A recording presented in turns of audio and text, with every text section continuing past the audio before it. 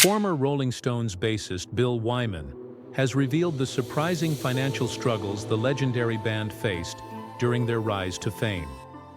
Despite the international success of albums like Beggars Banquet, Let It Bleed, and Sticky Fingers, Wyman insists the band members were often strapped for cash in the early 1970s. In a recent interview with Classic Rock, the 87-year-old bassist shared details about the Rolling Stones' precarious financial situation, largely blaming their former manager, Klein, for the difficulties. "We had no fucking money," Wyman stated bluntly. "Klein had all the money, and when you wanted anything, you begged him to send you some money. You're in the red with your bank, so you weren't partying all the time. You were worrying about how to pay your bills. It was a nightmare." The Stones may have been global rock icons, but behind the scenes, their finances were in disarray, and their management team, led by Klein, had control over their earnings. To compound their woes, Wyman also pointed to the heavy tax burden in the UK at the time, which led the band to make a drastic decision. And then British Prime Minister Harold Wilson comes in and puts tax up to 93%. "It was absurd," Wyman explained. "We had to leave because we owed the Inland Revenue so much money that, with 93% tax, we could never make enough to pay it back. So we had to leave, and then we were accused of being multimillionaires, leaving because we didn't want to pay our way, but we weren't."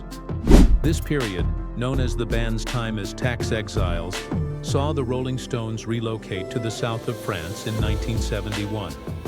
There, they recorded their now classic Exile on Main Street, but their financial difficulties were far from over. Wyman also revealed that the Rolling Stones' financial troubles weren't limited to the 1970s. Reflecting on his decision to leave the band in 1993, Wyman admitted he likely should have quit earlier. "I should have done it a lot earlier in the 80s, he confessed.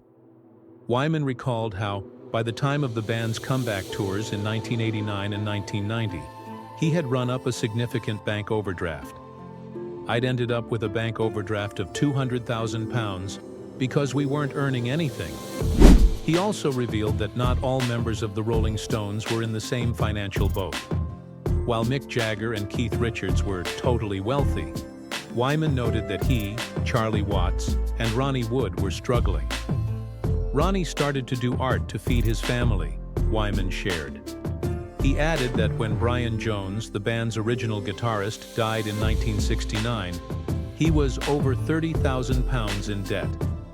Wyman's candid comments shine a new light on the behind-the-scenes struggles of one of the biggest rock bands in history.